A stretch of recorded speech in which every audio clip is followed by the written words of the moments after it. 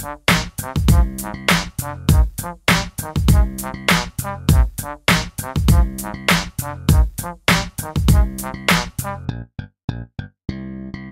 marks the 15th anniversary of Kingdom Hearts' launch in North America.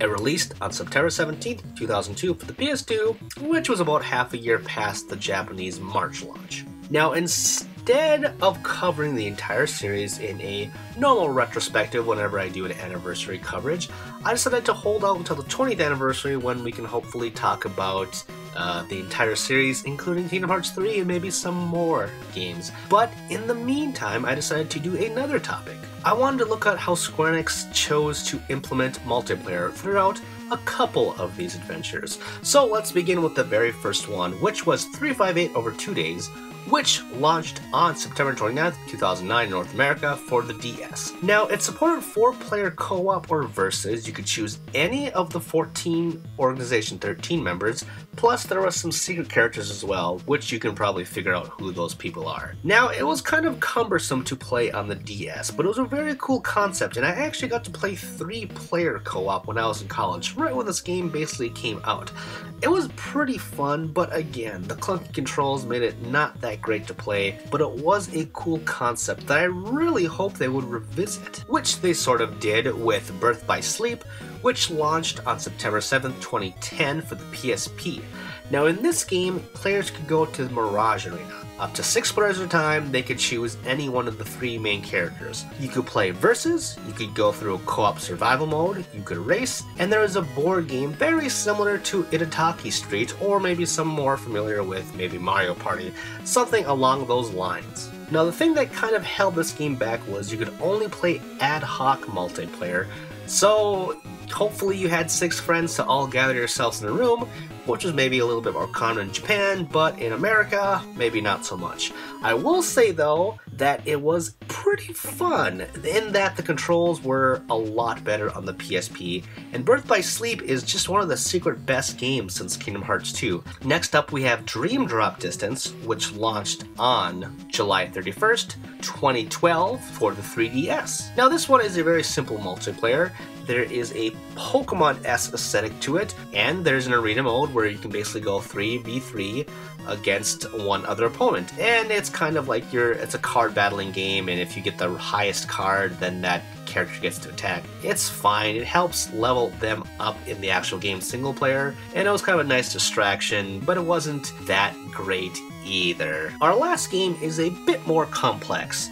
First, we have Kingdom Hearts Chi, or Union Cross as it's now known today, but when it launched originally in the beta browser game in Japan, that was July 18th, 2013. It finally came to phones on April 7th, 2016 in North America, and it just got changed to Union Cross just recently, but it was called Kingdom Hearts Chi for a long time, and then Kingdom Hearts Unchained. It's very confusing why they keep on changing the name, but basically it is a card-based MMO. You create your own character, you go throughout these little journeys, there's multiple factions that you can join. Basically the farthest back you can go, and it's kind of like the prequel to the Keyblade War, which they've talked about a lot throughout this series, and it's actually really fun. I played it, as you're seeing now, this is the Japanese beta, and I played this for years until it finally actually came out for phones, and it's really great on there as well. Plus, it's free to play. But basically, you create your character, you go throughout these little journeys, and they have little events as well. And you can go to this little hub area and check people out, or you can kind of go on, not quests with people, but you can participate in kind of mob events. It is a really cool prototype for a Kingdom Hearts action RPG, which I would really want as an MMO. So that begs the question, are we going to see multiplayer modes in Kingdom Hearts 3? That would be fantastic, but if that means that they're going to delay the game even more, I say do not do that. Maybe they can put it in with a patch, because Final Fantasy 15 just had a beta back in August with a multiplayer event, and it's not out yet, but it was pretty interesting, and I actually am looking forward to that multiplayer mode in 15.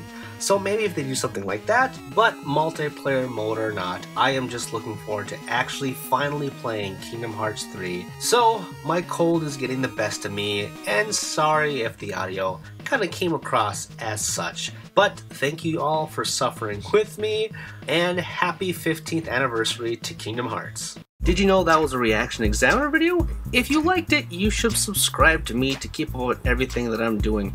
Also, if you have some other interests, like sex for example, check out Tomups, which is a comedy sex podcast thing wherein my best friend and I check out the weird and abnormal and the erotic. And of course you should support me on Patreon because hey, I want to make the channel better and I want your help to do so. Plus, if you want to check out my writing, check out Game Jerk, where I have archives and new stuff for all projects, okay? You can find all the stuff and more in the description with the links below. Thanks for watching, and I will see you all next time.